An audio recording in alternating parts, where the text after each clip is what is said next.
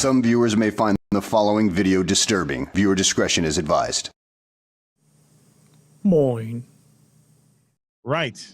Well, we do the community buttons. Let's say let's talk. Let's see what the community's been up to. Oh yes, of course. Right.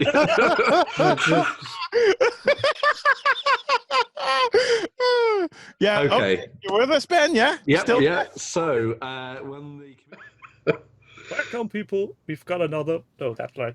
Another Ben with us. A Hello. Sudegate teacher, as he has called himself. Hello, Danley, Lorna, Demon Sub, Oriokovic, Crispin, Soap Dodger, Dave Harbottle. Right. Need lights. Lights. Oh, now suddenly everything is jazzy as hell. It's all good. So. Oh, yes. I like the dance moves. I love that it's all ships in there as well. Like, how many ships have you got in that? That's so. Is that basically like everything for Armada and X-Wing in there? No, that's just X-Wing and everything from Gen 1. Oh, wow. Crikey. Because I had been collecting until Wave 2 came. Yeah, yeah. At that point, I did the conversion with the conversion kits, but I only bought those ships that hadn't been released previously.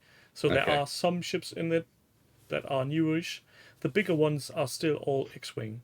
Ah. So there's no Armada inside. No Armada. Oh, God. Yeah. It's because I always get confused by the big ships because I always think they're going to be like... But obviously in Armada, they're tiny comparably, aren't they? Yeah, they're just about this size. Yeah. That's the Star Destroyer. Yeah. Oh, very cool. And more, the absolute laugh is the squadrons of fighter pilots, because they're 3 little tiny specks of plastic on a stand. So yeah. No, the Super Star Destroyer is a bit too expensive.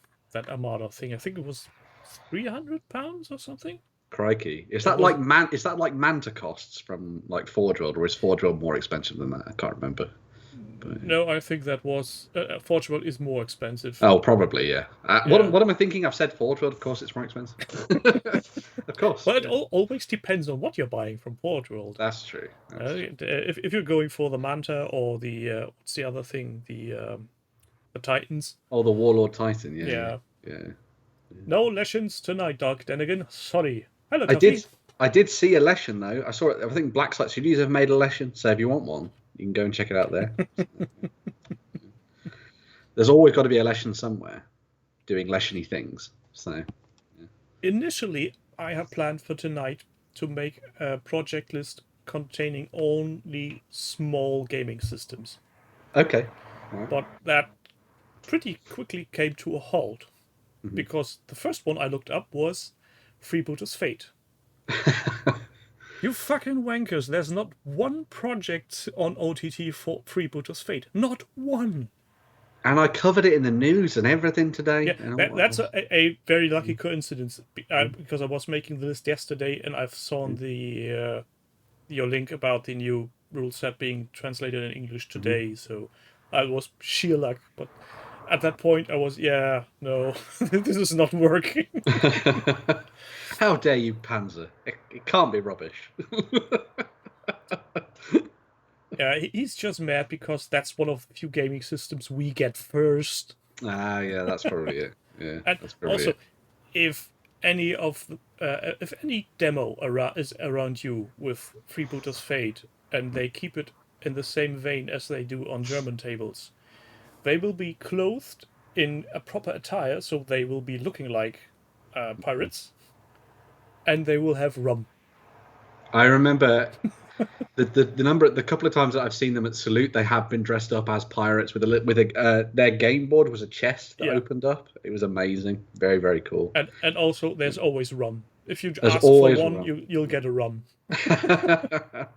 Maybe next year at Salute they'll be back, and I can help myself through the day by drinking copious amounts of rum. And then by the end of it, I'll be so pissed.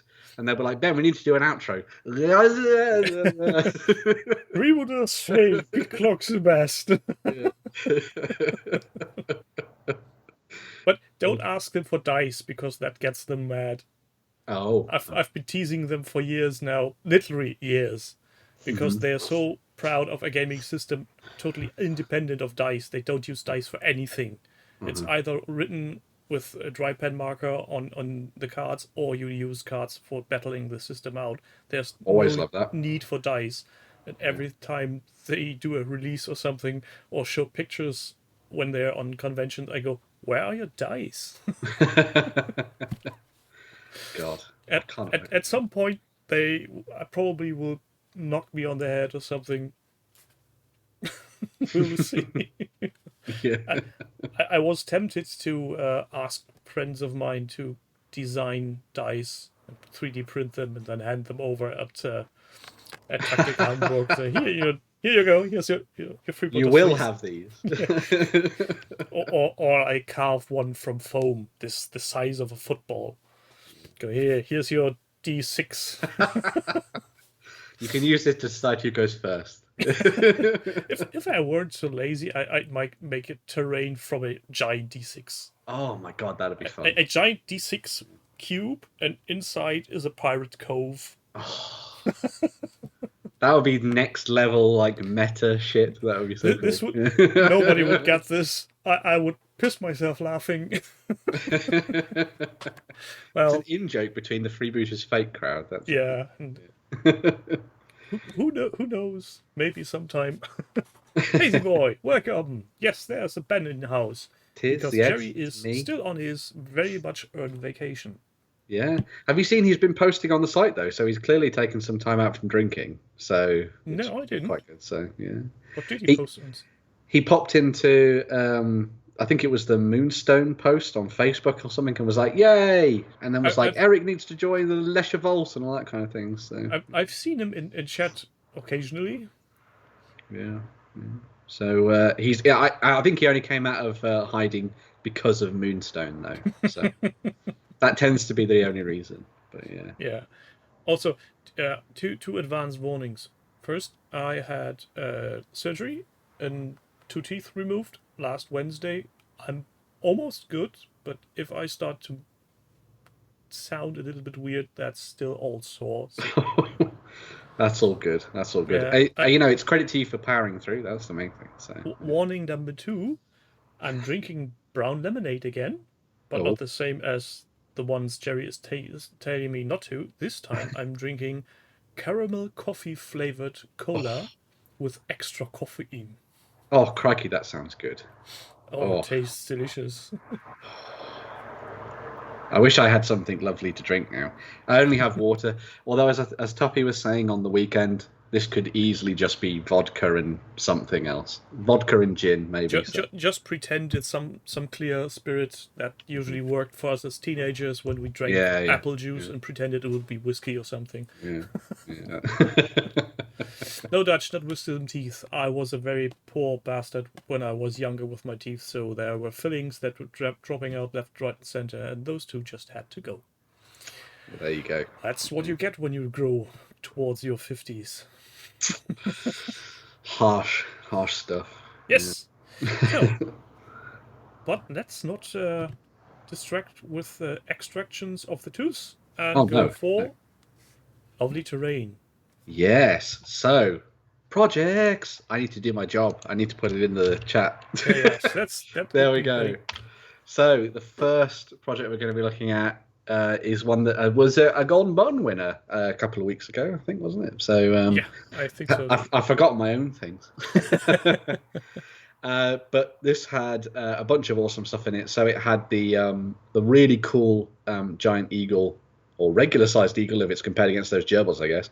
Those little tiny... No, not gerbils. What are they? Guinea pigs. Of course they're guinea pigs. Fart-propelled guinea pigs. Fart-propelled guinea pigs. Or that has a plutonium rod stuck up its arse or something. But yeah. So that's the one. Oh, no, I now know what it is. Oh. Only the two on the left are proper guinea pigs. Yes. That in the center is a meat-eating plant, and that's just the what you call it?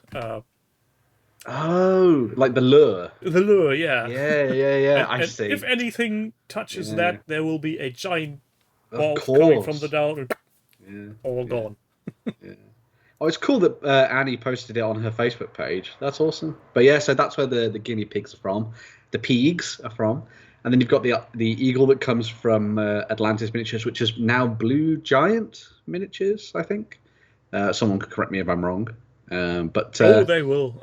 Yeah, The internet will. yeah. But I when we were talking about this, I loved the detail on the eagle in particular. I thought the eagle just came out amazingly well. Yeah. It is Blue Giant, yes. But yeah, I just loved all the fading through the feathers and all that kind of stuff. As we were talking about last week, actually, it kind of reminds me about how awesome it is to paint animals and things, because you get to play around with lots of stuff that you don't normally do when you're painting human beings and orcs and all that kind of stuff. You can fade things and have fun with like wet blending and all that kind of stuff as well. And it was just really nice to see it come together. So. I can't bring into view what's on the very Oh no! far left. It's Moonstone. Is it? It is Moonstone. Isn't that one of the Moonstone giants, or like? Well, there's some tiny, or like an ogre. tiny bastard with a mushroom cap and a small twig in hand.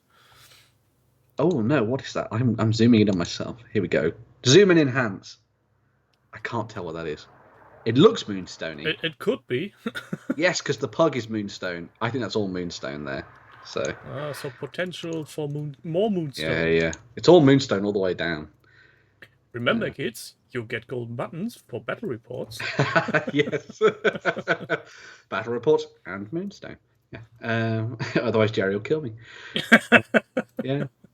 But yeah, I just love this. It's the human priest from the 2-player starter set. It is Moonstone. Well, it doesn't look human. What I was referring to with the weird thingamajig on his head. Nobody knows now. Even the internet is wrong. It's in the far back behind the puck. Yeah. If you go to That's the no project, you'll be able human. to see it. Yeah, it looks like a little goblin with mushrooms Yeah. on his head. Yeah. A goblin disguised as a mushroom. Either way, it was a lovely little diorama. I'm sure Jerry is now sitting somewhere having a drink, watching us on Twitch. Hello, Jerry, and is shouting at the screen. You idiots! How can you not? Have I not taught you well? The other thing that I really liked a bit about this when I saw it too was just the amount of stuff that had been pushed into the base. So it all felt natural, and it all felt like it felt like it was in a particular place and time and moment, and didn't feel artificial and all that kind of stuff, which is sometimes what can happen with dioramas, is that it'll just look like you've stuck some things on a random base or something. But I like that the grass and the flowers and everything was used sparingly, and you've got the specific use of lichen and all that kind of stuff as well, just to make things pop. I thought it was really nice. And I love painting stones. I don't know why, but I love painting stones, and so seeing really nice stones as you see there. I've said stones so many times now. It was it's making me want to paint more rocks. There we go. So.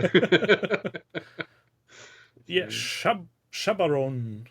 Shabaroon. There we go. Whatever, there we go. However the pronunciation is. Perfect. Hansa and Demon Sub, thank you for the correction. Yes. There we go. Speaking of stones, I still have way too much Fugu. Fugu. There is a lot of Fugu used in pretty much everything now, isn't there? So, are you using it from a Star Wars perspective then? Is that where you're going with it? Or to be honest, no. I got most of it for Frostgrave. okay. Well, But since they are just generic wall pieces, I guess I can use them for whatever I want. yeah, well, that's true. Yeah. A stone wall is a stone wall, so it doesn't care if there's a Space Marine covering behind it or a little Landsknecht going over. That is very right. Yeah. That's Stone walls why are I built by love everybody everywhere. That's why I love these simple terrain pieces. They are so versatile if you don't make them too much of one scale. Like Mel, the terrain tutor, said with trees. The tree is as big as you build it, and depending on the scale of your system, it's either a very large tree or a very tiny tree. That's true. Yeah. If you make a tree that's 10 centimeters high and you put a Space Marine next to it, it's a small tree. Yeah. If you put a tray with 2mm infantry next to it, that's a fucking huge tree. I love that way of thinking about things. That's really cool. Yeah. Yeah, that's something I try to keep in mind for the sheer reason that I need to store stuff. I have limited space, and if I can get more than one use out of anything, Perfect. Yeah. Yeah. I've always been. I think I've probably talked about this on XLBS, but I've always been really worried. Well, not worried. I've never really wanted to go to the effort of building my own trees. So I've always quite liked the Battlefield in a Box stuff because it seemed quite reasonably priced. But I know that I could probably get away with doing it for basically a bob or two, so a couple of quid. I'm using all the slang terms now. Just by getting some of the armatures or something from Woodland Scenics and just, swallowing my pride and just building the bloody trees. Or you'll wait until Christmas and buy Christmas decorations. As we discussed last week. Yes, very true. Yeah. And Demon Sub, that kind of talk gets you banned. Sell old stuff. What weird concept is that? Seeing what sprouts. The Last Valley trees. That sounds cool. I need to look that up then. Get the Last Valley trees. I'm going to have to keep an eye out. Yeah. Speaking of eyes and keeping, what's the next project that's... Yes, continue with my job. Keep going. Right. I'll so just now keep poking you with a prod. Yes, keep going. We must stick to this tight half-an-hour show. 30 minutes. Yes, yeah. So next up, I'm going to go for it. I'm going to read some... I'm assuming this is German. It is. Über die Brücke. Well, pretty much spot on. Über die Brücke. Über die Brücke. Fantastic. Thankfully, it doesn't read over 7 bridges, because that would be a terrible song in German. There is actually a song called 7 Bridges, Sieben Brücken, and let's not go down that road. Fair enough. But yes, everyone will have seen this one that popped up as well. I think this is one that Jerry had seen and pointed my direction, because this was part of the Spring Clean Challenge when it popped up, and was greatly received because it's pretty freaking awesome.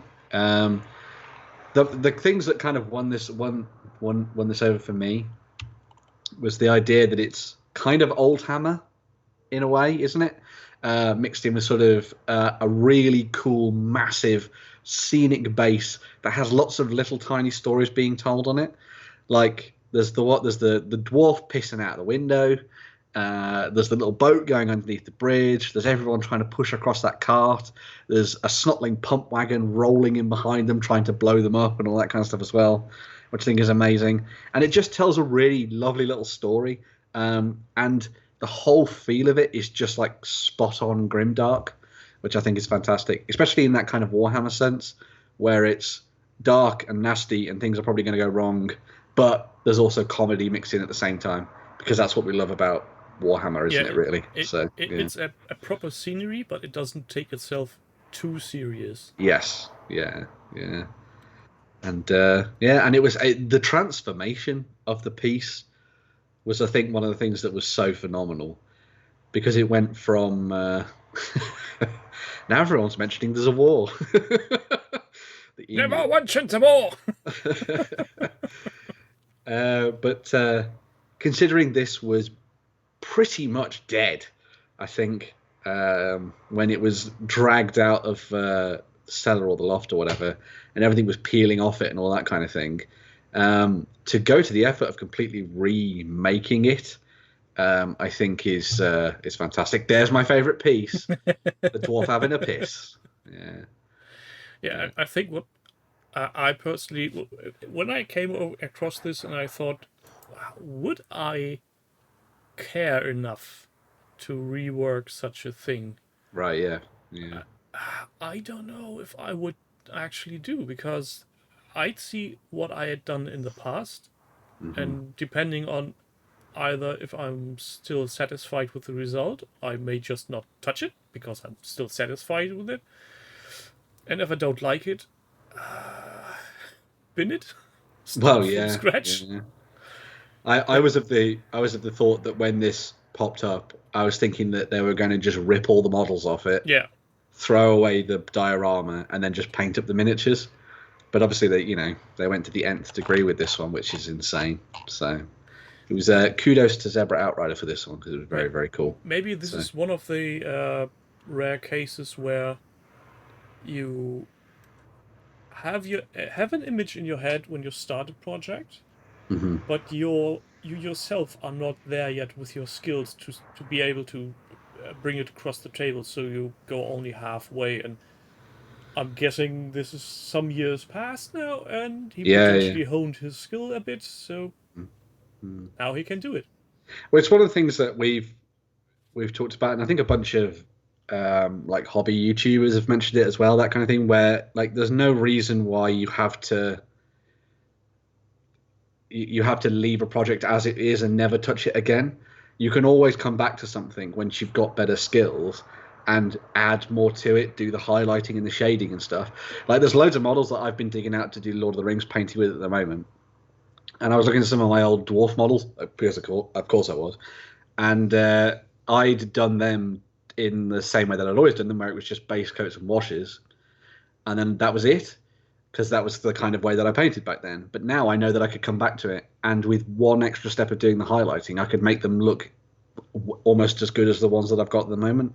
And those models from like 5-6 years ago. So it's one of those things where there's no reason why you can't come back to things and make them look pretty. So yeah, especially if you really at the time say, yeah, this is what I can do, and this is what satisfies me now. But you don't do stuff that potentially makes you go, no, you can't change anything without ruining it. Yeah, very true. Yeah. Like using undiluted enamel paints. Like most of us probably did at some point in their childhood, building model kits and just looping the paint over it. Wondering how the hell did they do that to look that it makes look so good on the package. Why doesn't it work? My brother has still in his room at home, which is now technically not his room anymore. There's a gloopy Hurricane, the best plane of World War II. I won't have anything said about it. But a gloopy Hurricane that was covered in the old Airfix enamel paints and stuff that we just haven't had the heart to get rid of. But it's what we all went through. So technically, these model planes that are covered in enamel paints, you can't get rid of because they're one solid block of paint. Yes. I'm not sure how the disposal laws in England or Ireland are, but here you would have to declare that as special disposable stuff and you need to take it to the landfill yourself. Imagine that someone rolling up with like a big plastic box full of just utterly destroyed plastic Airfix kits and going, I've got to get rid of these in like a hazmat suit or something. Please, mister, have some more. Someone on the other end trying to take them all out and trying to like scrub them all off and get all the crap off them. Yeah, that'd be the way to go. I think with enamel paints that's a lost cause. I think so. That's true. If you're going beyond 2 millimeter thick paint, there will be nothing left of the plastic. If you at that point, it's bulletproof. Yeah. You can use it on intruders as ballistic material. Yes. I don't know why the project system is suddenly going down and crawling. It's you know what it is? I bet it's because people are using the war console. The who war now? What? The Infinity War console. So everyone's using that at the moment to put their battle reports in, and then somewhere in the back of the site it's going, no, please. So yeah. I'm also, guessing, they're massive pictures. So. I'm guessing Nunchuck is a bit on edge now. Yes, we've tied him to a desk, and plugged him directly into the mainframe. So yeah, you'll be here watching the hamsters go die. Yeah, the project systems where hamsters go to die. Hazard waste needs to be disposed of properly, not set on fire in your backyard to simulate battle damage. Taffy, are you talking about experience? Or from experience, rather? So it's not someone uploading more Barons War. That might be it. Every single week I come on, there's like a billion pictures of Barons War. So, yeah. But credit where credit is due. Those are always nicely made pictures. Very true. Very true. Yeah. Can't say boo to those.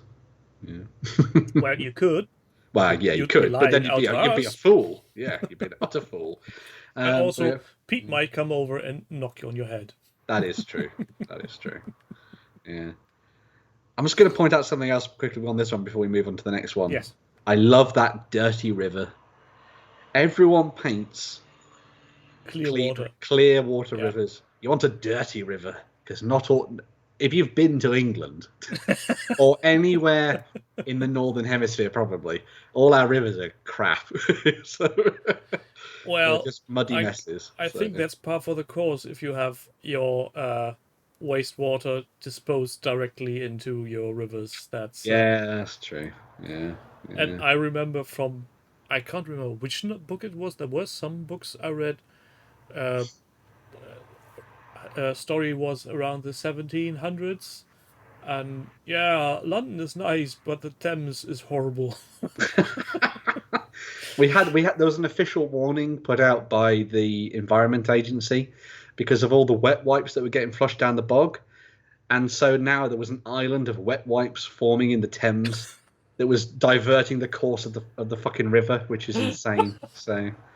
Like, well, at least they made it through the piping and it didn't clog up true. Somewhere. Yeah. Because you're not supposed to flush wet wipes. No. Yeah. So that's what it's like in Britain. Well, no, England. I'm not going to tar Scotland and Wales and Ireland with the same brush. So. With the upcoming heat wave, we'll be having much more fun on our rivers and lakes everywhere. Yes, we will have very we'll true. be having algae going mental. Mm-hmm. Well, that was a loud bike. Sorry about that, everybody. You're playing Car Wars. Yeah, I'm playing it. Yeah, I'm actually playing a rally game at the same time as doing that. And I'm playing that Euro Truck Simulator game. But no. Let's move on, shall we? Yes, on that happy note of collapsing ecosystems and stinky rivers. Yeah, it's made. I've got to keep the windows open because it's so bloody hot. That's the reason, I'm afraid. So yeah. Isn't that just the review from Broad Street in Birmingham? Well, that is true. Yeah, the River Ankh, you can walk on it if you're fast enough. Yes. If you try to drown in it, good luck. Yeah. So now we turn to someone illustrious that I'm not going to name because I'm not going to give them the satisfaction. But the picture from the title alone is yes. But why the hell is it a German cover? For the glam, and so that it got picked for this. That's why. So yeah.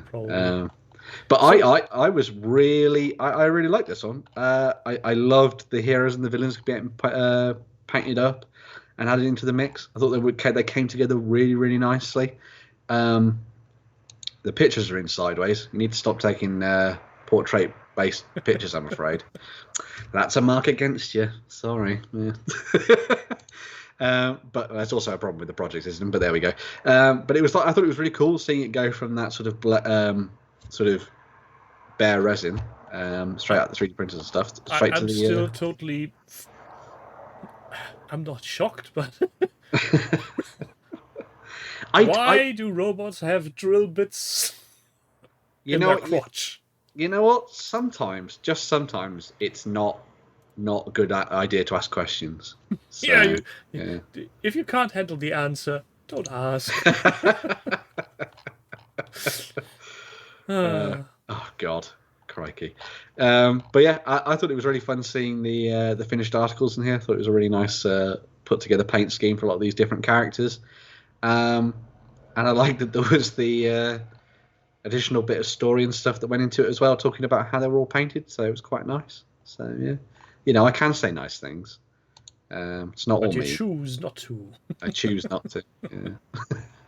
I'm also going to point out the very cool Cromlech orcs that are in one of the pictures with Flash Gordon as well. So there we go. There he is. Is it Flash or is it Flesh? Oh, I think it's Flesh, isn't it? Yeah. I think at this point it's Flesh. Yeah. But it kind of reminded me about a whole bunch of like very cool games that are out there at the moment that nobody's really playing, and probably like a bunch of the sort of pulpy alley stuff would be really fun for this. Obviously, 7TV. That's it. I wonder how many people actually play 7TV, because it seems like it goes down quite well, and there's a lot of releases for it all the time.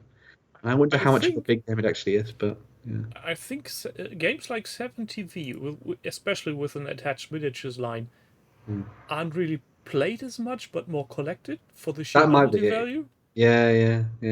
I wonder if that's the same thing with things like Bushido and games of that ilk, where they're like really awesome, lovely miniatures, but maybe the game's not something that a lot of people play. But because of the collection that you can pick up, you could basically collect all the factions, and it not cost you too much and stuff. But yeah.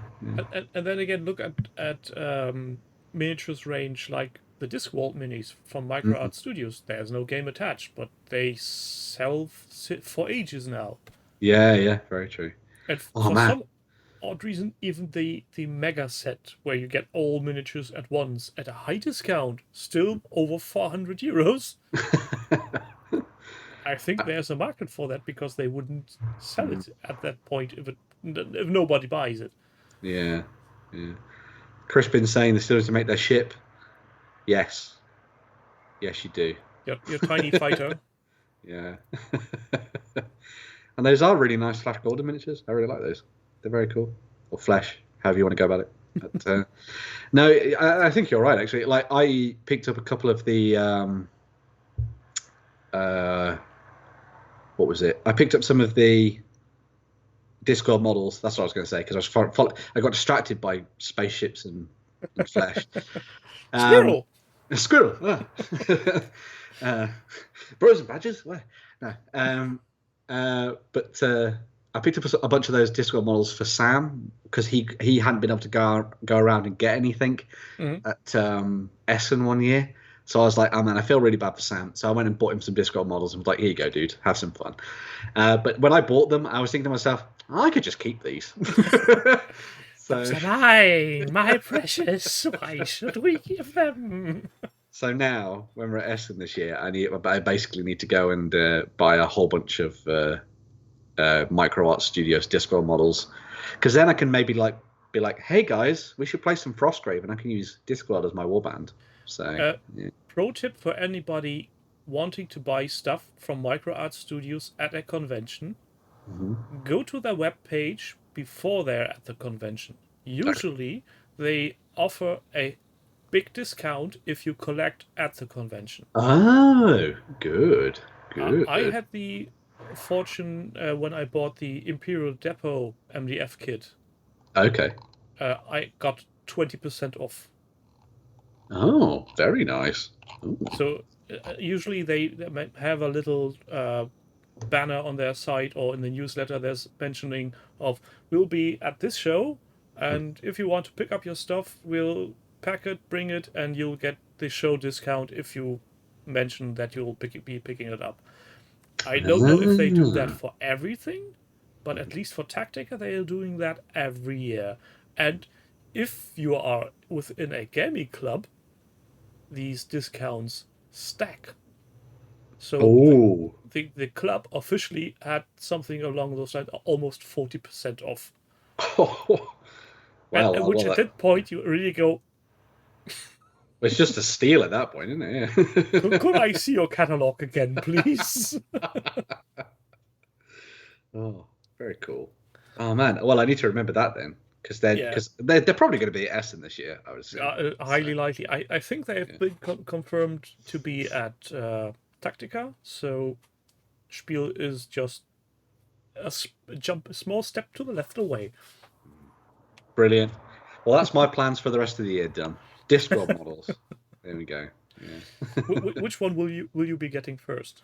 Well, I used to play the point and click Discord adventure game, which was voiced by Eric Idle, so one of the Pythons. And so I will pick up Rincewind and the luggage, of course, because I have to. And then I think I'm probably going to go for like the cast of guards, I think, because, at that point, Because that's the other book I'm reading at the moment. So I probably need to go down that route and pick up the rest of those characters, I think, to have fun with it all. So, because then I can use them as the lovable compatriots that have been dragged in alongside Rincewind. Oh my God, you've got one of them. Oh. Is there more? Is there more? Oh, he's got more of them. Oh. Oh God. Oh, be still my beating heart. Don't I even don't got clip this, by the a way. cheat book with it to actually get the thing done, because these riddles are impossible to find. The amount of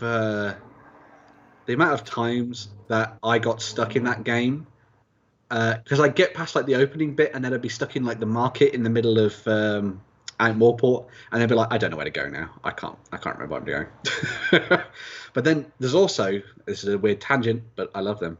There's going to be a new Monkey Island game coming out soon, Yes. and I'm going to be picking up that because I desperately want to play that. I think it's going to be very cool. But yeah. Have you played Thimbleweed Park then? I haven't. No. Oh, you're missing out. What's wrong with you? Oh man, well that's another thing I need to do. Oh my God. Even if you don't want to spend money, there's a side game from Thimbleweed Park called Dolores. Okay, right. Which is basically just a spin-off sort of tech demo type thing that's free on Steam. Also made by Thimbleweed Park. Ooh, I think I've heard of this, but I've never. Oh yes, I remember this. I've seen it, but I never picked it up. Yeah. I think I need to do a Steam buying frenzy. Yeah. Well, to be honest, I backed the original Kickstarter for Thimbleweed Park back in the day. Okay, cool. But simply for one reason. Yeah. There was a pledge level where you would get a what you called it. When your sins are forgiven. Absolution? Yes, a letter of absolution. Saying that there was the pledge level for people who pirated Maniac Mansion or Zack McCracken or any other Lucas games prior. Right. And then you got the game, but you paid €10 more. But you got a certificate saying, "Oh, that's cool. You're hereby forgiven. You're welcome back in the family." Yeah. Oh, that's cool. I like that. It cost them nothing. It made them a third more. Brilliant. I'm just going to say to the Discord conversation, the first two, sorry, not the Discord, the Monkey Island. The two first Monkey Islands are okay, reasonably good. The third one, Curse of Monkey Island, is the best one, in my opinion. I just love the art style for it. I think it's amazing. But there we go. Yeah, so. Art style is a hot topic on Monkey Island currently. Yes. Yeah. Very touchy potato, to say the least. Yeah. I didn't really like this very, very 3D style of the one that came after it. I can't remember what that one was. Was it Escape from Monkey Island? And then the one after that, where the Telltale stuff was okay, as far as I remember. But yeah. But anyway, I've waffled on. We might need to do a spin-off episode on computer games. Oh yes, yeah. And we'll invite Martin. yeah, that'd be good because he knows his retro, doesn't he? So yeah, that'd be really fun. Yeah. But anyway, I've talked too much on this. I just showed you just to nail that point home. Mm-hmm. Where you can see next to me right here, there's my little tower of classic consoles. Mm-hmm. I could just switch them on. I could play them right now. There's a CRT sitting on top. Brilliant. I did at one point. I did actually buy I'm talking about games again, but I did pick up a PlayStation 1 just so that I could play Final Fantasy 7 again, because it was cheaper for me to buy Final Fantasy 7 and the old PlayStation and the console. 1. Yeah, than it was for me to buy like a new game on my Xbox or something. So I was like, just do it. So yeah. Well, but back to normal business. Flashlight has been done. Yes, the flashlight has been spent. Yeah.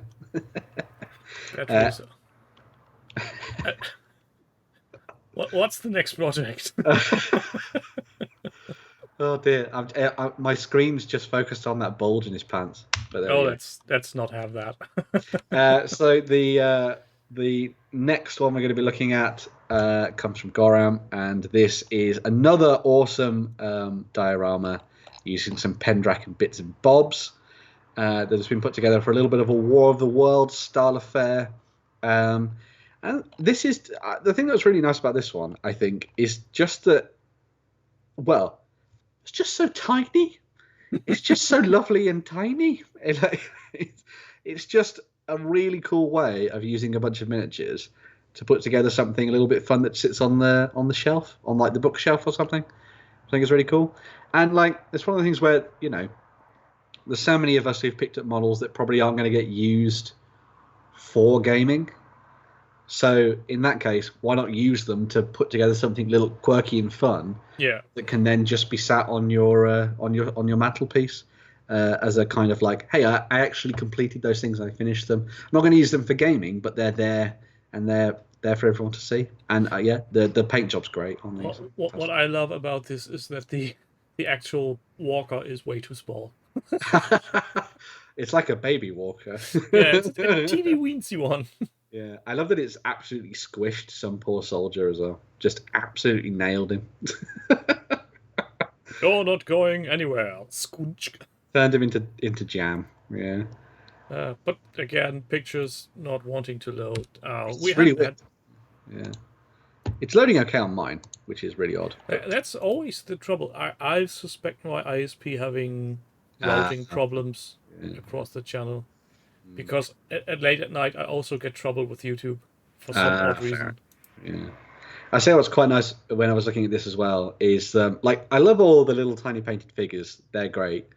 I loved the attention to detail with the terrain. So having that little tiny busted up brick building and the sandbags all lined up with the gun behind it. As well. Brexit interrupts the day stream. Yes, that's true. But I thought it was really cool just having a little tiny wall and then the broken down house.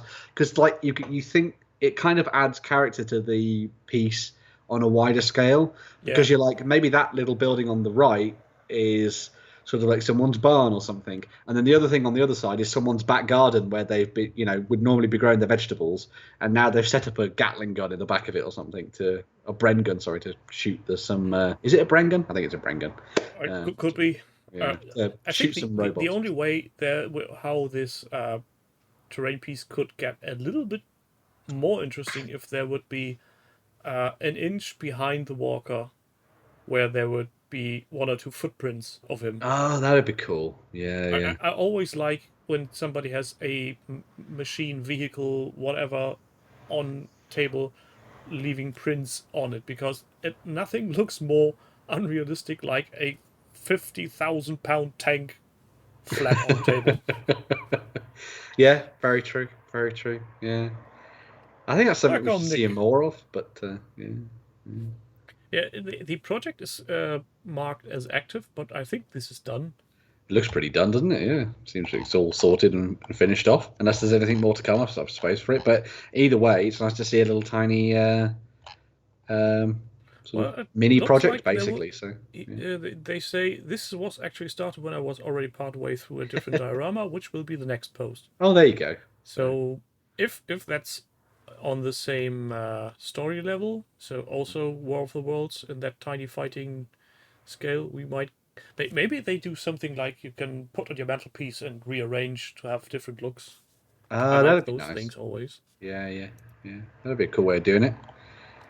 Yeah, very well put together, very nicely made, nice paint jobs, good to tell a little bit of a story and have fun with it, which is nice. So, and I think there's something quite good about doing something small like that.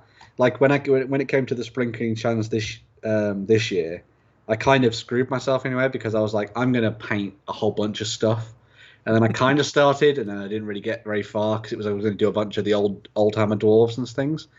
But I didn't. But what I should have done is I should have been like, I'm gonna pick one model, and I'm gonna clean it up and repaint it and do it like really fucking well. And I should have just been like, that is it. And I didn't. So, yeah. I think that's the trouble I have most of the time too. I just imagine ginormous projects and things to be done, and I'll never get started because I just don't know where to start at that point. I say, Dave Harbottle, don't we all have brain guns in the garden? I need to stop that damn hedgehog somehow. That's now a scenario for birds and badgers. There we go. Well, hedgehogs aren't so bad. If you got moles, that's more Yeah. trouble. Dirty moles. Dirty moles. They're not as cute as they make out to be. So. Oh, they're really vicious if you get too close. They are tiny, fighty. Tiny fighty moles. Landmines and barbed wire help. That is also true. Well, here we can see someone who cares for a school in a job life. Oh dear. Very cool. Makes me a bit worried, Tuffy.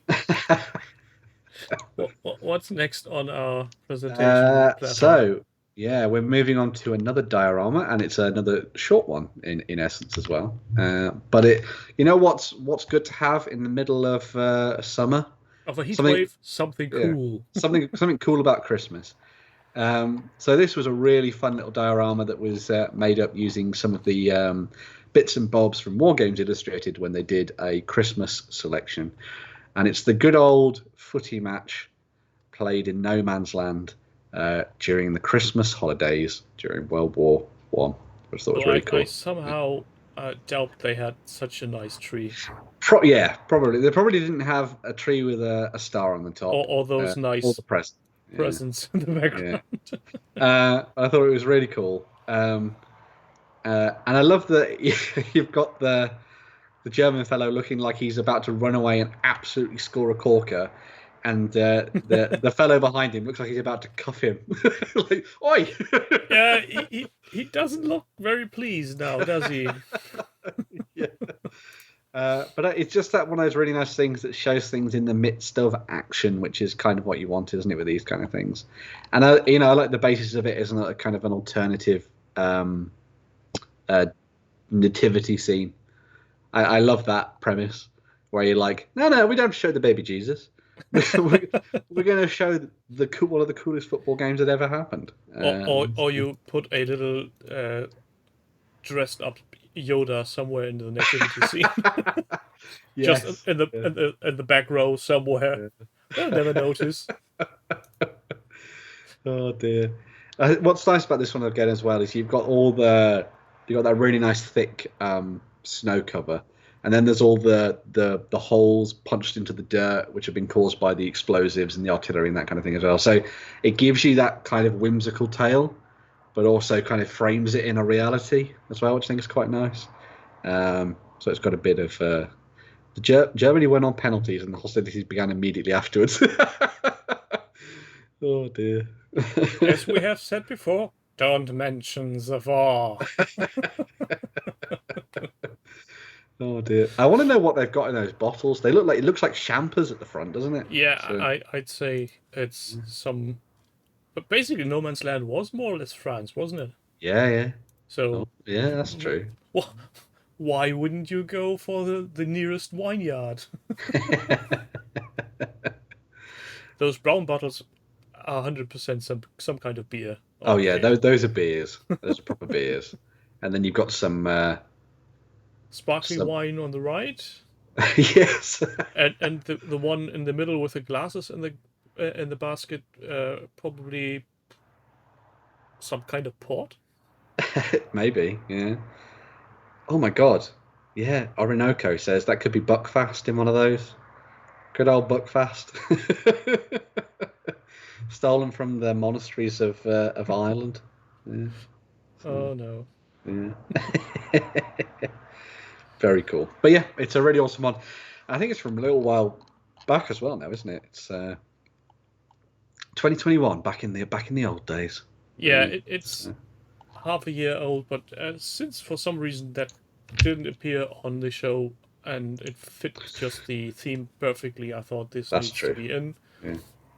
And to be honest, there's a lot of miniature painting things in the project system, but there's very little on building terrain. That's true. Yeah, that's just terrain.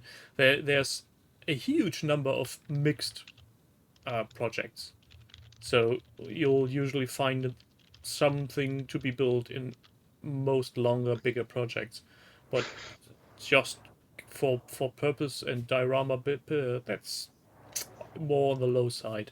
Yeah. Well, it's quite interesting because I often find that it would be nice to have more very terrain centric projects, but I find that a lot of them get built in to larger ones, if you know what I mean.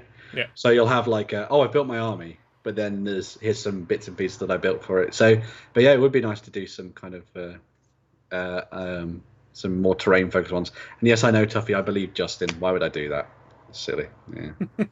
Just book pass from Cornwall or Cronwall. I actually like Cronwall. That sounds like a fantasy landscape. I want to go and fight in Cronwall. So, Sounds like Cromwell. Cromwell.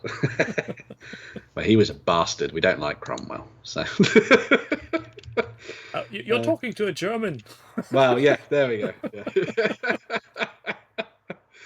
Nobody likes us and our sense of humor. We tried twice. Nobody got the point. Buckfast Abbey is in Devon, not Cornwall. What? Oh my god! And the war began over Devon and Cornwall once more. But anyway, we should move on. So yes, so we had something Christmassy in a diorama sense, but we've also got another Christmassy thing that is a present, and I can't believe that I missed this. Because this is amazing. I've never seen this project, especially since it's got that really awesome cover image as well. I can't believe it's completely gone. But I think this is inspired from Skip to the End. Having that really awesome sort of enamel mug, and then building up that really cool, raging, stormy sea inside it is phenomenal. And that little tiny boat being tossed around. With all the rigging. With all of the rigging. If I mention rigging 3 times, Jerry has like a hernia or something. So, but that's it's just amazing. It's such a cool, and also the Channel 4 robot as well. But I genuinely, I was looking at this and I was like, I can't believe that I didn't give or Jerry didn't give a golden button for this one, because it's just brilliant. Yeah. Even in some of the other ones, it looks like it's an over foaming cup of cappuccino, but really, really cool. Yeah. Oh, I think I know why that thing didn't get a gold button. Oh. It uses Luke's APS video tutorial. There we go. And I think there's persons that don't like him. maybe, yeah. But I like that it's sort of broken down all the stages and everything. And we talk about the idea of having things to put on the mantelpiece. This is one of those things that would look phenomenal up there on a shelf somewhere, maybe in a study next to some books about ships. Take it to the next level. And next to that is one of these bottles. Yeah. But inside is another cup with a ship. Yes, that would be amazing. Oh, I love that idea. Yeah. Amazing stuff. Really, really cool. And it's nice to see that it builds up in so many different layers as well.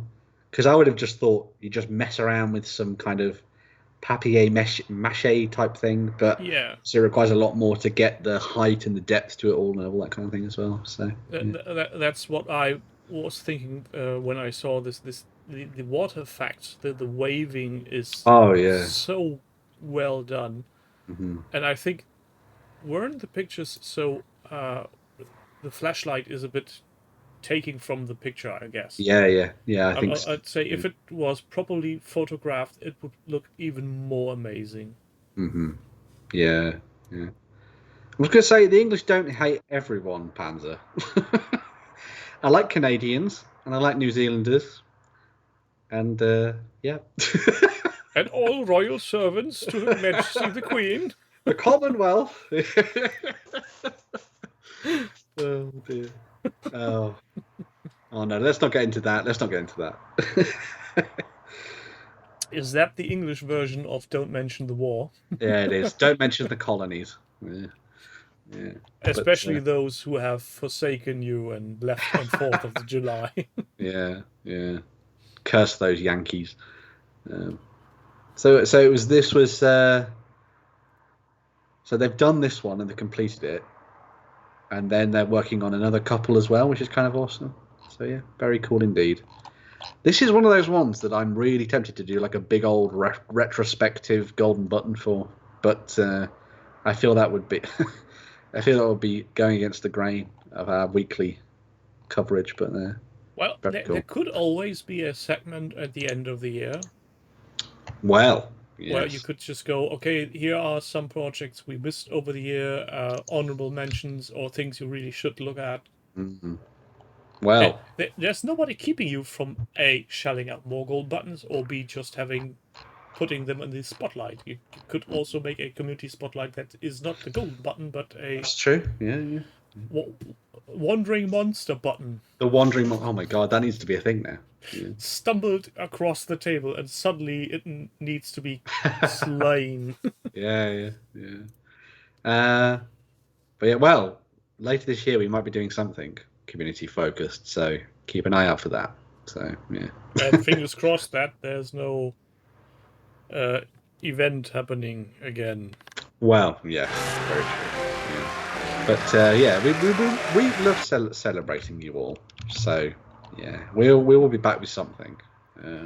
But yeah, I shall say no more. Say no more. Yeah. So next up, the stumbling Ben bun. There we go. That's what it is. That's what happens after my vodka gin. But next stumbling is better than the rambling or something. That's true, yeah. Or the bumbling. Although that kind of works with my name, the bumbling Ben button. There we go. Yeah. Here's an idea. So you've got your own hobby blog and your own YouTube channel. I do. Yeah. You could just say, "Have you seen this?" That is, yeah. Oh my god. Do project reviews. Yeah, I could do that. I could do more stuff. You don't need to make them like I do and just talk gobshite. You could actually read them and have an opinion on it. I prefer talking gobshite, I think. So, yeah. It's easier to gobshite than to read anything. So it's easier to fuck up, and then someone in the comments corrects it for you, and then they've done most of the work. So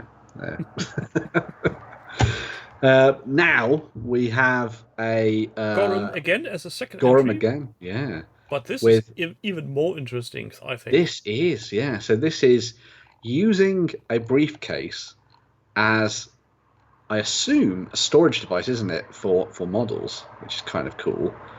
And it's had a lot of upcycling, it seems, as well at the same time.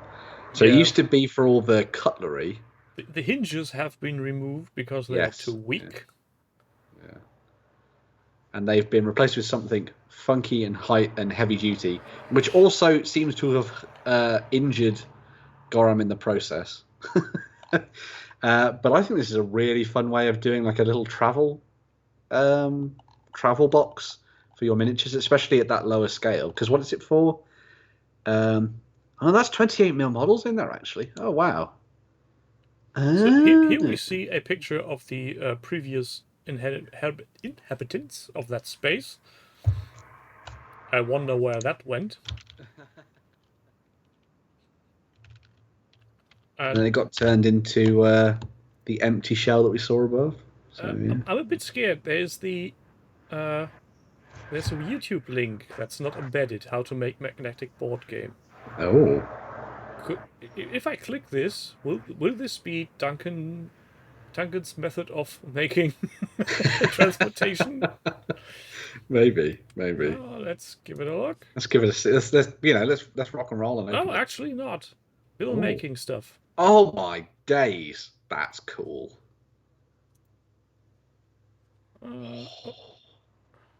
Squarespace.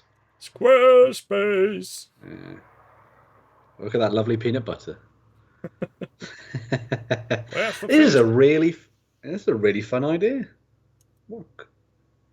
Where's the rest? There's the final. Lovely. Yeah. This is what everyone skips to in the YouTube video, all the way to the end. Mess with the algorithm. But this is what an awesome way of putting together a fun little play travel space game. for your miniatures. Yeah, this would be really good for Don't Look Back and all those black site games, because they're all on 2x2 spaces. So if you can find something that's big enough to do, I mean, obviously that's a little bit smaller, but if you can find something that would work for that kind of game, Well, oh you wow, can yeah, you could take a 28 mm game and just scale it down to 10 or 15. exactly, yes, as I assume they've done here, yeah. Or you could if possibly make some kind of lovely scales, or maybe use some house rules for micro Blood Bowl, some Dungeon Bowl thing. Oh yeah, 6 imagine millimeter that. Frostgrave. Yeah, imagine that. You're on the train.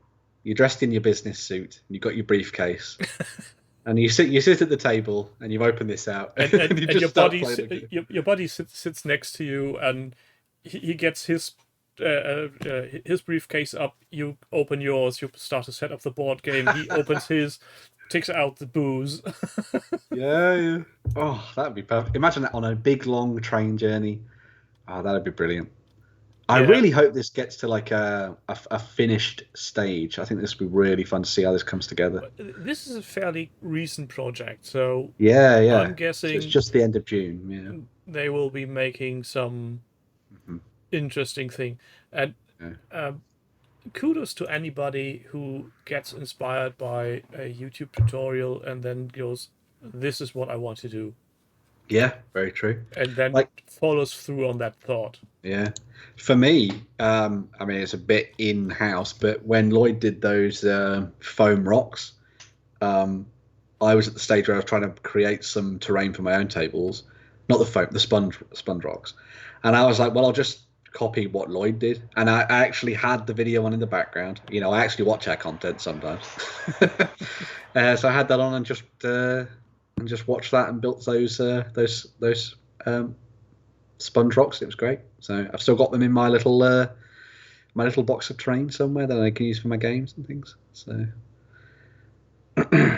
you need a whole load of briefcases for different tables, but then that's where the cool stuff comes in, because on one journey in the morning you come with a red briefcase, and then the day after you come with a green one, and everyone who normally gets the train with you is like, I wonder what he's going to play today. Yeah, and you also need different kind of cases. So you've got your sleek black one, and then you've got your big chunky metallic one, Yeah.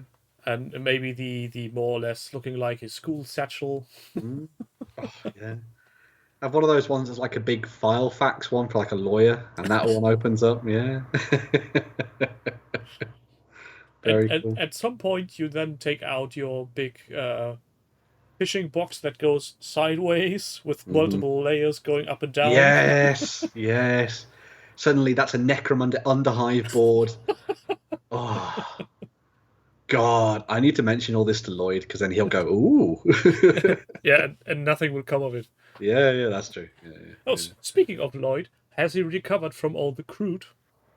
Well, he did. He did come into He slid into my DMs and was like, "What the fuck?" So, I think it can be guaranteed that we'll talk about it on this week's Weekender. So, Crude? yeah. We'll be able to hear his expert opinion on it as well, because obviously Lloyd is the Crute master, the Crute shaper. Is it shaper or shapper? I'm gonna say I shaper. think it's Shepherd. Or shepherd. Crute shepherd. But yeah, so it'd be cool to talk about that and have fun with it. Did you claim your free? I haven't claimed my free Games Workshop Mini Tuffy, because I have to wait like a month to get it. I've got like a countdown clock which won't let me claim it unless I can do it somehow on the store without that or something. What mini did you go? Well, I was a dumbass and I picked the Orc. So everyone else has picked the Vindica Assassin, which is actually kind of awesome. And then I picked the Orc because I was being, obtuse. But now I'm going to get it, and I'm just going to give it to my mate. So, because he collects 40k Orcs, so I was like, I'll just get that one because I can't change it now, apparently, according to Games Workshop. So I'm going to get that and send it to him. So, yeah. But have you taken a look at the backside of that assassin, Oh no, I of haven't. the No. model? No. I can't remember which YouTube channel it was, but they did a little piece about Warhammer Plus and all the things, and he showed the model he had in Uh-huh. assembled but unpainted stage. Um, the assassin is in this head of this statue, Yeah. and right between its legs, on the floor, there are massive spikes. So Right. he's got two choices: take a Yeah. shot and stay standing up, or get shot, or crouch and get impaled in his rectum. Well, that would be very grimdark. Yes, That's true. Yeah. it's a very horrible idea, but Yeah. somebody sculpted him that way, and well, Yeah. Very true. So Tuffy, so I signed up to Warhammer Plus last year like a pleb. So I've been doing it. So I have to wait for my years up. When in actual fact, I could have, if I'd realised the Games Workshop were doing it, I could have just not bothered with Warhammer Plus for a year. I could have bought it this month, watched it for a month, and got a free bloody miniature out of it, which I think is absolute bullshit. But there we go. So, so yeah, I've got to wait to get mine, unfortunately. But it's not even going to go onto my painting table. It's going to go somewhere else and be kit bashed into a war boss or something. So there we go. Yeah. at least it will live a long and happy life. Exactly. Yeah. And he's the guy that I think I mentioned him last week, but he's the guy who's in the kit bashing article. So if you want to go and check out his stuff, Yeah. make sure to go and have a look at that. But yeah. So So But what's yes. next? So- After the suitcase full of happiness. well, of course this is here because you love your Star Wars. So we have the Forward Command Center for Master Yoda from Episode 2 of Star Wars. Yeah, this is simply in here. Adds a very short thing, because that's a lovely piece of terrain, and I've seen many weird terrain projects for Legion, but this is one of the few that you usually don't see. Exactly. Yeah. I've seen a lot of the people creating stuff for Star Wars Legion, but it always tends to be around the Rebellion period, the Age of Rebellion, rather than it being for Clone Wars. And obviously, Clone Wars has some, the movies might not be great, but they have some really cool ideas and they have awesome technology and all that kind of thing. So having this really cool forward command center that, we've all seen from the movie and things, well, I think it was a really nice way of adding to the battlefield. And suddenly this, sorry, go on. Yeah, and also the type of terrain you usually see for Legion, it's I guess 75% buildings of any civilian structures and maybe military buildings, and then scatter terrain. All the scatter terrain you might want to have, but some dedicated battlefield terrain is something I feel I missed most of the time. Exactly. Which might be, to a degree, be the fault of Fantasy Flight Atomic Mass games, because there are things I'd say could act as terrain piece, like the Rebel las gun. Mm-hmm. This is just so chunky, and there's the lines blur where the terrain ends and the unit usable in game and Very start. true. Yeah. So maybe that's just why they never bothered. Yeah, it is weird that they've not created like dedicated terrain sets, I guess. But then I suppose they did. There's the bunker, and Oh, there's the yeah, I escape suppose, pod, yeah. and the downed ATST. Though the last two are more or less mainly Oh, of course. made for Yeah. playing purposes. Yeah. But they could have made much more. I'm still a bit irritated when Legion was new. Battle Kiwi did such a good job with their MDF terrain. Mhm. Why they didn't pick that up and just Yeah. go, you get a license to make the terrain. Mhm. Yeah, they could but eat. Yeah, that we would have will been amazing. distribute. Yeah, that would have been a really good idea.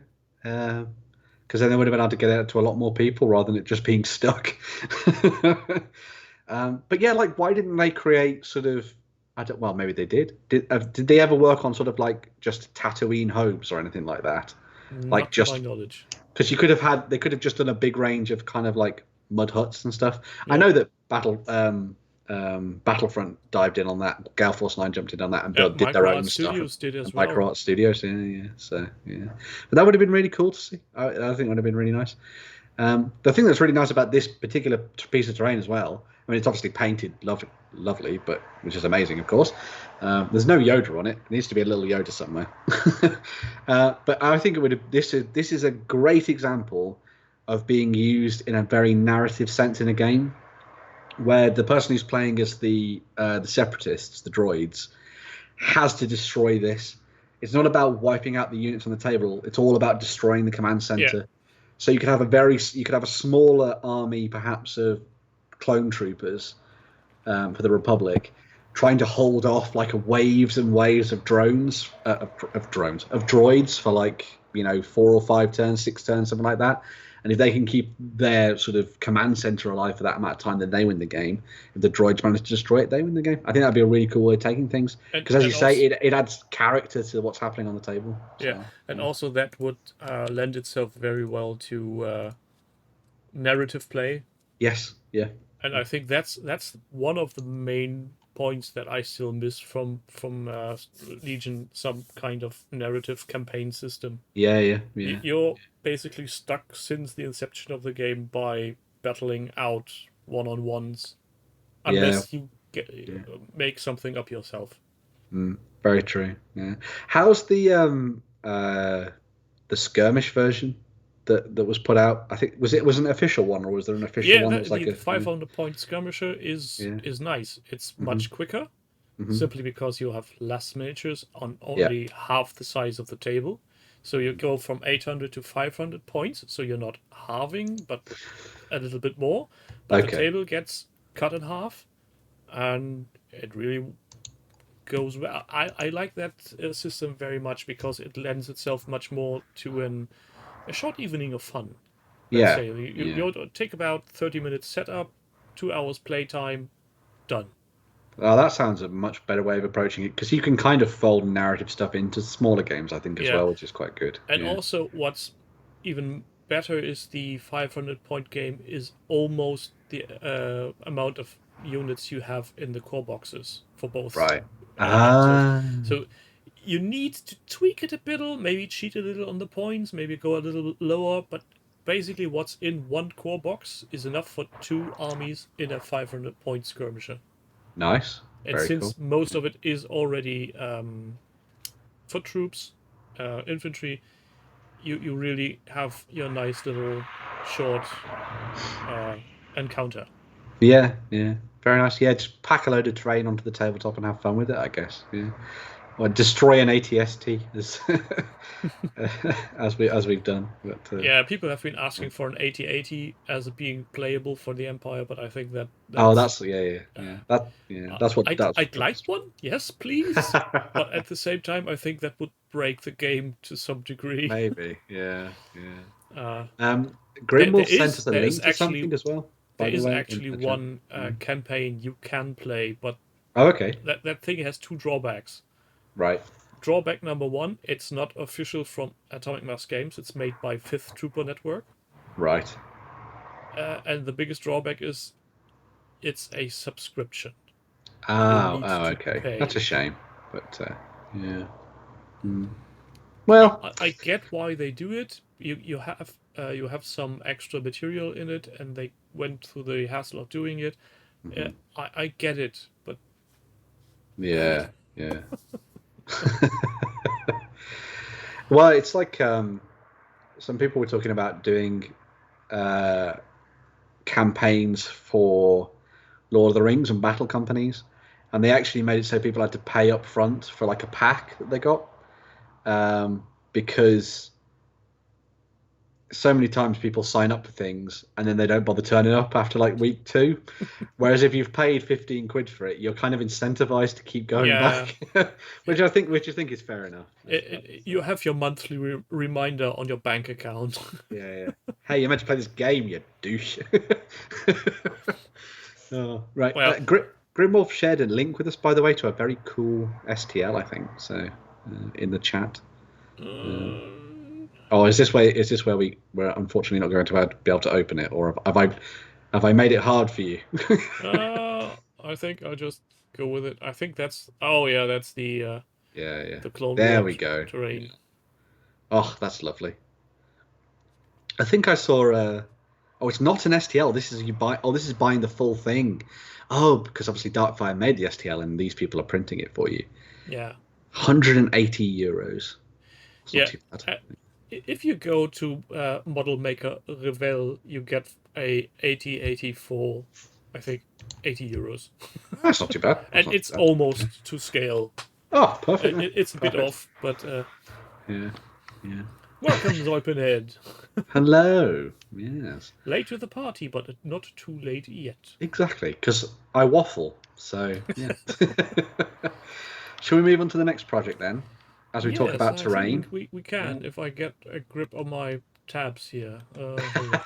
I've screwed everything up for you. That's what it is. No, that's my doing. I only open pictures in new tabs. So next thing is from Demon Sub. Thank you for sending that link, by the way, Grimwolf, because I will have a look at that, because I like Zorp stuff. It's very cool. But yeah, so we've got Demon Sub, who is with us in the chat, Hello. who has been doing some amazing Rocky Rocks. And once again, this is one of the projects that we talked about as part of the spring cleaning challenge and stuff. So yeah, and it was really cool seeing these come to life, because again, you know, you could go with something like sponge rocks if you really wanted to, but using this kind of the wood and then building on top of that with all different types of materials, I think is a really nice way to keep very natural shapes to things, and you don't have to be hacking away at stuff and all that kind of things to make them work. The natural wood effectively has created all those things for you, so it's just about choosing the right pieces and then doing enough tweaking bit here and there in order to make them pop. And I think these look amazing. When I saw this is one of those things, you know, saying how you sometimes see a YouTube tutorial and you're like, I want to make that. I want to make these because I've got loads of ruins for Lord of the Rings, but I don't have trees and I don't have like rocky outcrops and stuff, and that's what you find pretty much everywhere in fucking Middle Earth. So I was like, I want to follow this and use these. I think they're amazing. Really, really well done. Yeah, and also why I picked this is because it has a very well-structured tutorial, like as Yes. train of thought you can follow. You're not. So this is my idea. Here's my material. Here's the finished product. Yeah. But how did you get there? Show me you're working. Teach me, master. Yeah. I think as Demon Sub says, like the green really sets them off as well, because instead of them just feeling like rocky outcrops, you know, that have no form or shape or anything, they feel like they are baked into the landscape, and then you start to add the foliage around them, and suddenly it feels like something that's been there for forever. So and I think most of the grayish rocks you see in terrain are more or less like something you see at the side of a mountain. Yeah, where you have landslides and actually just pure stone coming down, and this is somehow this is a long gone rubble field, and there have been multiple years and seasons gone by that shaped the landscape in a different way. Yeah. You should get your prize fairly soon. Jerry's off at the moment, so he can't prod Justin and Warren to give you prizes. So you might have to wait until next week before things get sorted out, but it won't be much longer. So don't worry. We have a delicate ecosystem, and everyone's on holiday. So and Jerry is the one with the whip. And Jerry's the one with the whip. Yeah. So. But yeah, but no, generally amazing stuff, and I think it's a really cool, you know, use of both natural materials and also hobby crafting bits and pieces in order to create something fantastic. And as I say, like because it's got that, because it, you know, I was saying earlier, like a stone wall is a stone wall. This could be used for sci-fi, could be used for fantasy, could be used for pulpy stuff, anything you wanted, and I think it's a really phenomenal little set of terrain, and it's making me think about building it myself. So, and due to the multicolors he used, you can put them into a deserty setting. Yeah, they wouldn't look too out of place. Exactly. Yeah. You could put them in the middle of the woods, still would look not out of place, and I think you Yeah. could even plonk one or two of them in the middle of the marketplace of a small medieval-like town, and Yeah. have them just as those are the center stones of a town. We just build around them because we can't move them. Yeah. We can't be asked. I love the use of the Loke battle mats as well. Like I talk to Tamsin and stuff from Loke quite a lot, and it sounds like I'm just doing it because they're one of our partners and that kind of thing. But genuinely, they are really fucking good maps. Like I keep talking to people and I'm like, oh, I need battle maps for my D&D games and stuff. I'm like, just go to Loke. Like seriously, like why would you go to anywhere else? Just go and buy those. They're amazing. So Do I need to shove it in your rear end? exactly. Yeah. Seriously, look how cool these are. Well, I gotta be honest. I like the concept of these books and how they look.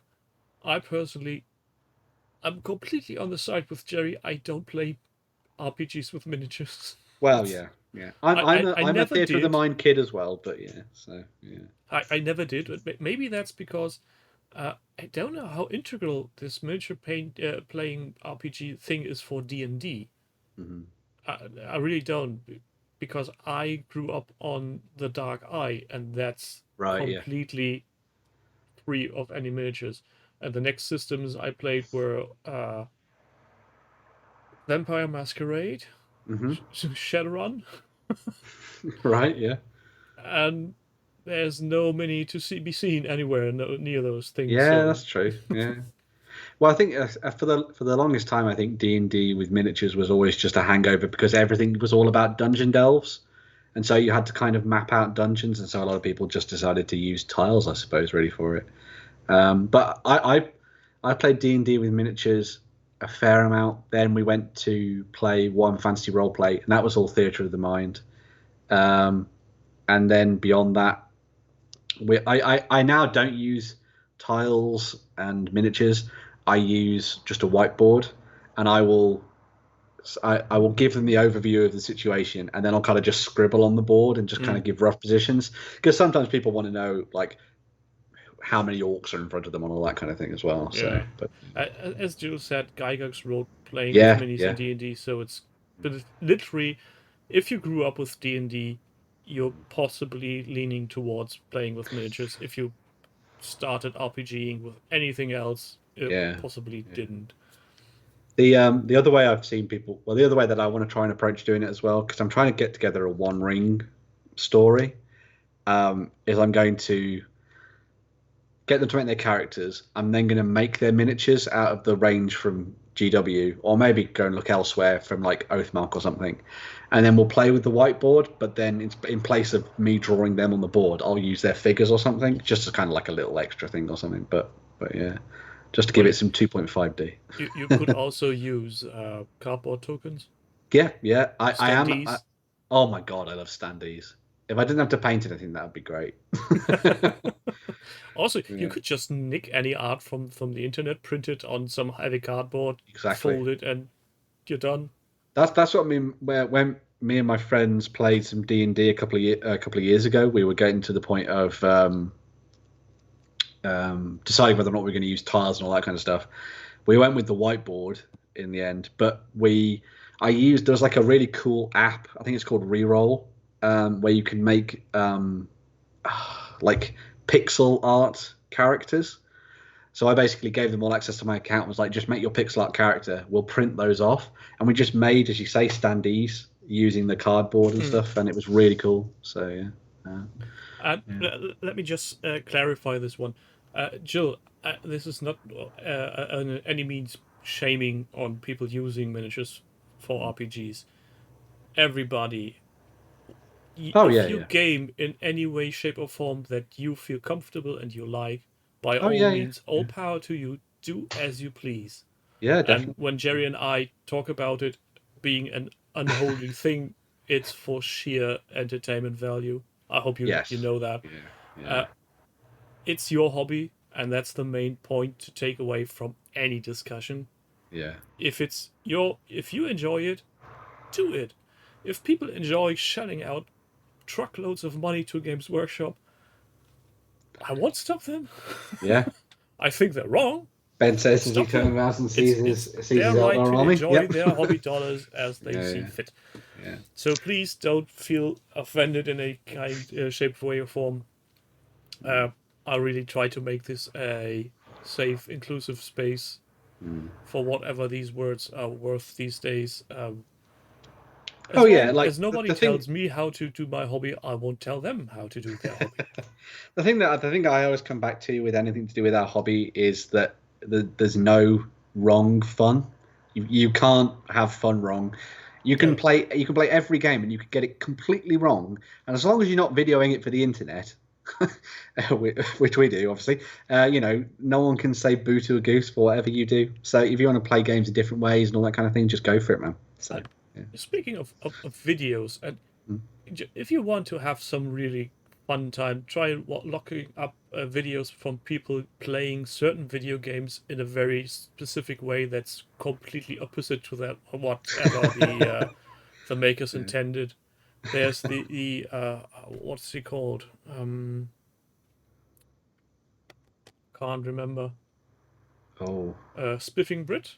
Oh, Spiffy Brett, I love that guy. Yeah. And he plays games in a completely nonsensical way. He makes, I think that was Skyrim. He made a powerful fork. Yep. With enchantments and just fought every battle with a fork. You can say that's wrong because that's not how Skyrim was intended to be played. Yeah. But it's hell of a lot fun. It's a real shame that group didn't want to help play to aid you, Joe. That's at that point. If I'm treading thin ice here. Let me rephrase this. If anybody plays with a group and the group is not willing to accommodate you for any problem you have, be that color blindness, or maybe you're hard of hearing, or have some problem with your eyesight, or anything else. As Jill said, they were a bunch of dicks. There you go. Yeah, just walk away. That's why I tend to play with people I like to call friends, because at that point I know I can rely on them in many ways, shape, or forms, and that's why I personally can't be asked to play RPGs on anything like a convention with total strangers, because I tried that once or twice. I nearly killed people. Well, we once we were playing Netrunner, which is an amazing game, absolutely fantastic.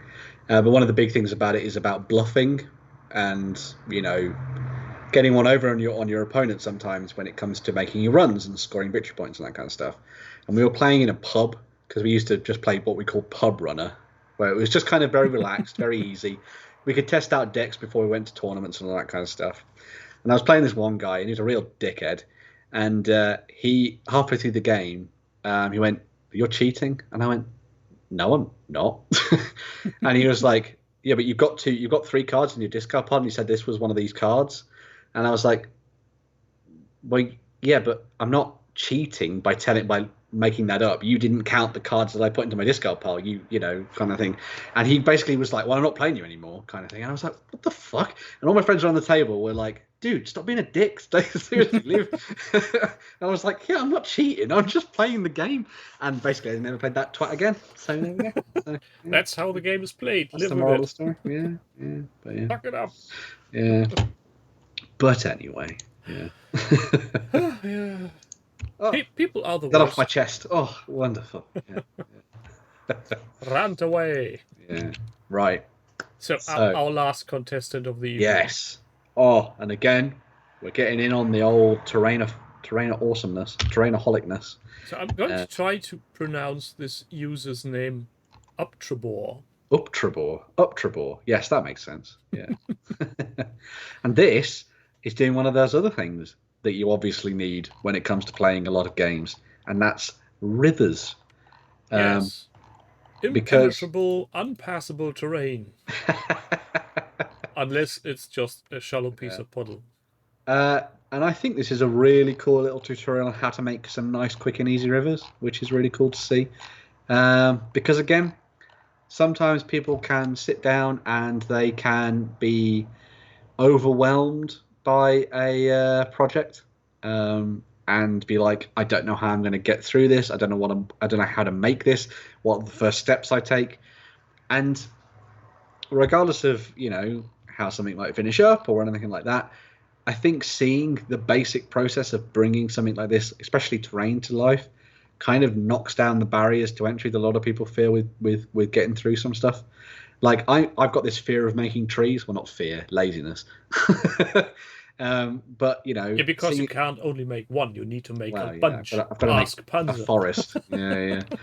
So it's one of those things where it's like, if I watch some videos, I could probably get over that fear. The same thing with this is, you see how to make a bloody river, boom, go for it. You can just have fun and dive in and pop it down to the tabletop. Yeah, and you suddenly got amazing. Yeah. This is once again one of these projects that is very step by step. You could basically get the same tutorial by watching one or the other YouTube video, but those tend to be, I wouldn't say a bit quick, but the steps are so fast, following one another, you can't really play along unless you're really wanting to pause all the time. And these kinds of projects where you see the results, you see it, you look at the picture and say, okay, now I do this on my table. And when you're at the same level as the picture is, you scroll up to the next picture. Yeah. It's a really nice step-by-step method to doing all this thing. There's a really awesome tutorial that I've seen put out recently by 52 Miniatures, where he took perspex sheets and used those as the basis for the rivers. So what he did is he took the sheet, painted the sludgy river on the bottom, and then when it was flipped over, it would show the river texture, but with that, it would show the river and the twisting path of the flow, without having to do all the kind of building up of the polystyrene or the poster board and things. But I think, and obviously that uses no resin and all that kind of stuff as well, which is always nice.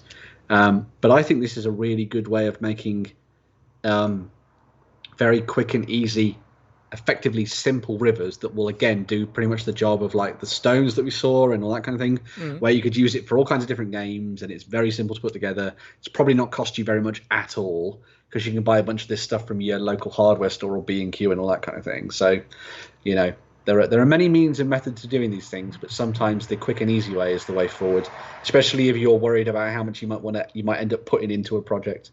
So yeah. Also, if you use perspex that way, I think that's the more durable version, because when you're having the perspex as a gaming area, you're not scratching or nothing is sticking to it.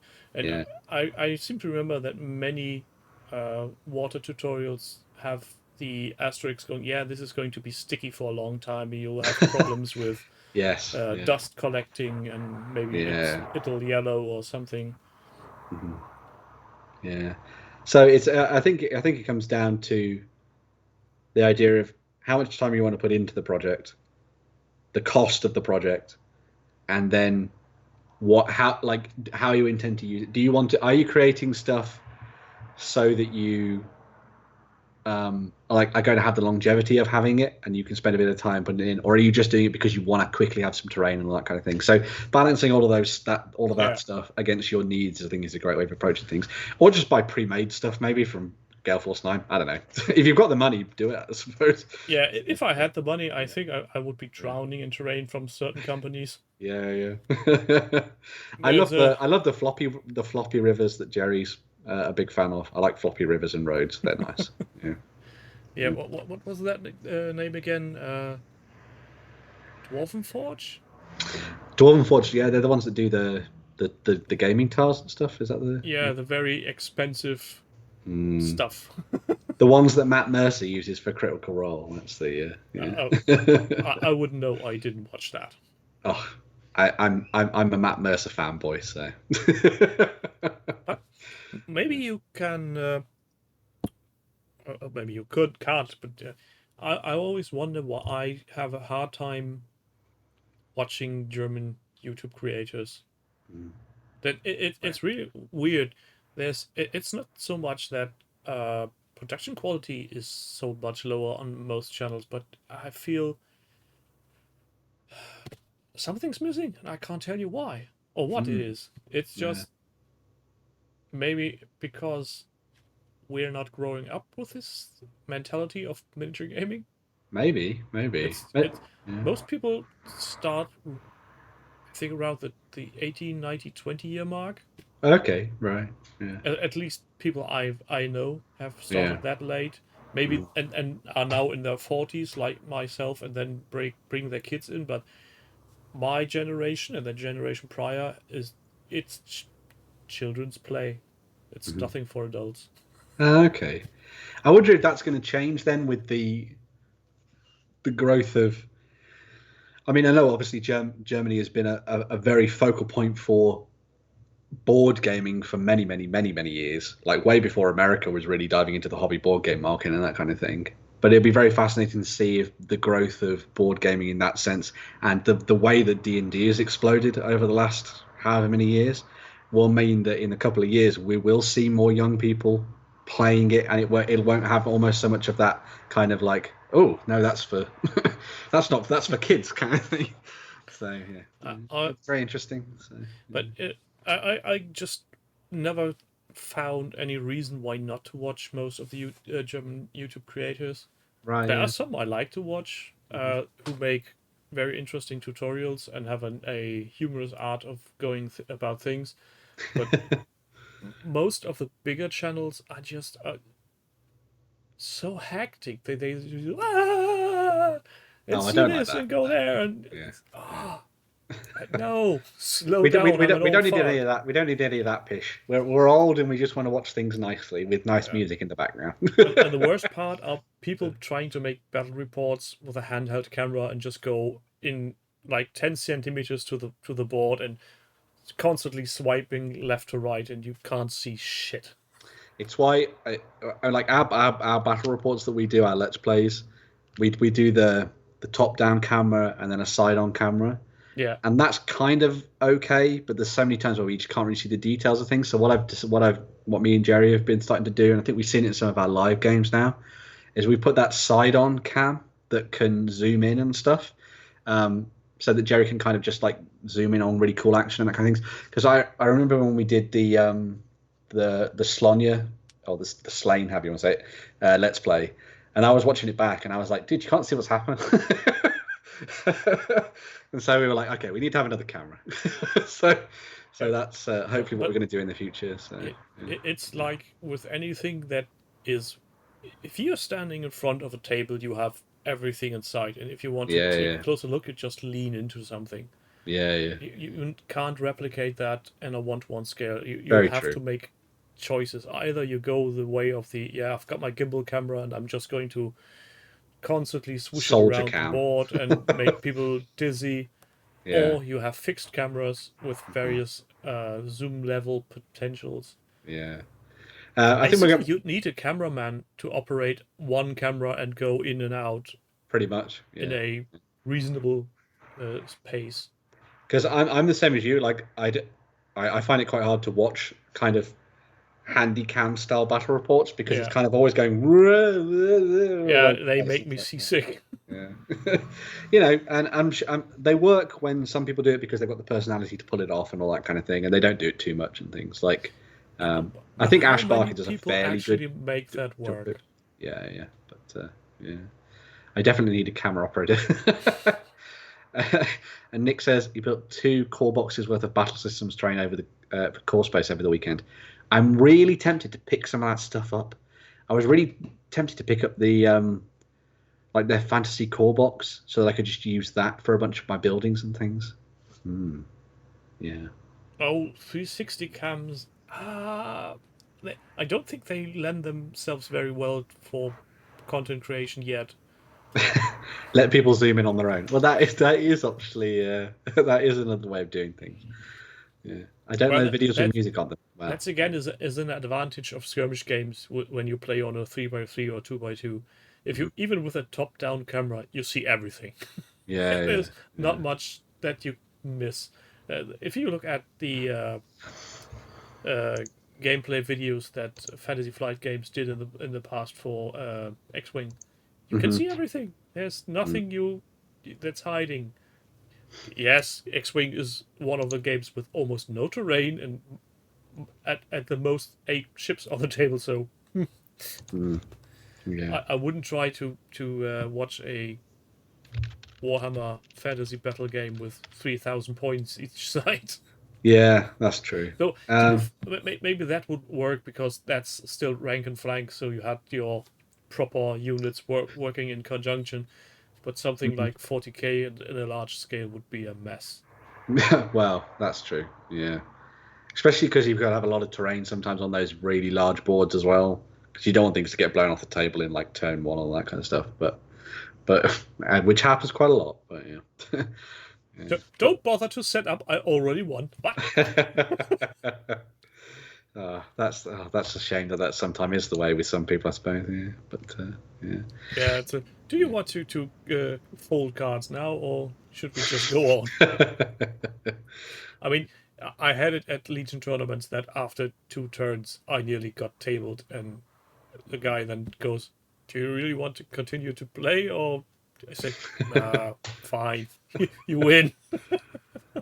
I'm not saying anything, Jill, but no, yeah, that is Justin. Yeah. It's been great though because we've been getting Shay off the Alpha Strike thing, and he's actually starting to become like a nice gamer, which is good. So we'll see Shay in more stuff maybe in the future. So yeah. What I like, what I dislike the most is people who are of the mentality when they win, they're the worst winning people you can imagine because they just go, you lose, and when they lose they flip the table and leave the room stomping. Exactly. Yeah. Don't be a sore loser and don't be a bad winner. That's the way to go. Yeah. I mean, if it's your first win in a long time and you're happy. Oh yeah, pump the air and all that kind of shit. Yeah. If you feel cheated on something and you're bad tempered, I get when you get angry, but usually, nah.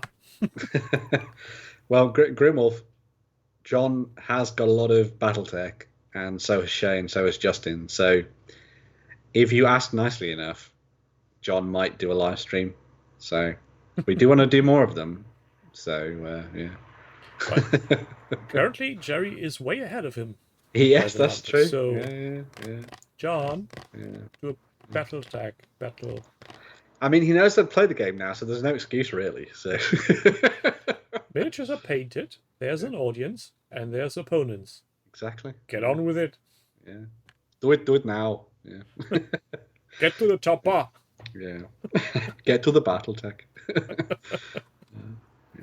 Yeah, but I think at this point we'll cut to the chase and cut the stream, and basically. Ben, I thank you again for jumping in the gun for filling in for Jerry. Thank you very much for having me on the show. It's been great once again. I don't know if Jerry will be here next week. I think so. I think he's back next week. So he will be back home. Yeah. There's a difference of him being back home and being able to come on again. And that's his words, not mine. We shall see. We shall see.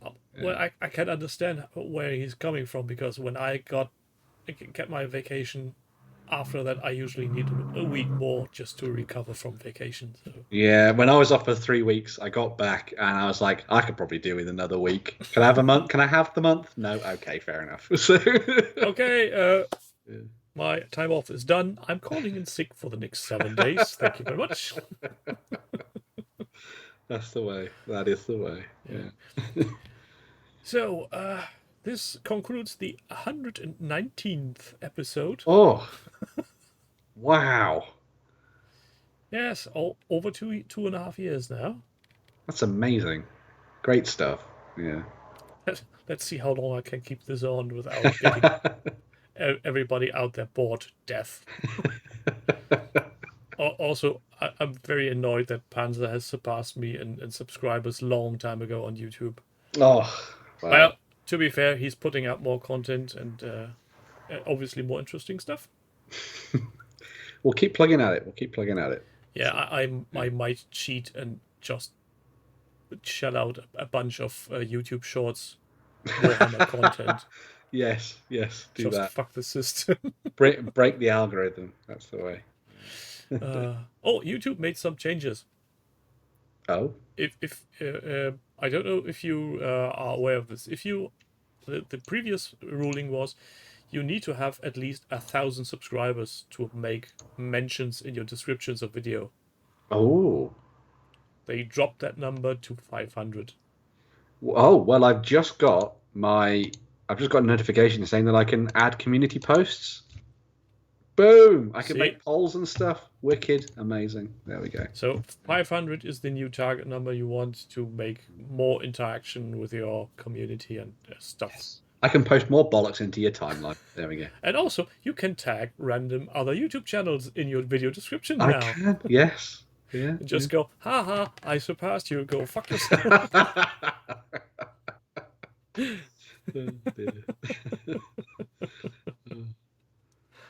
Oh yeah, getting kicked out of Games Workshop. Yeah, that's well, not going down that road.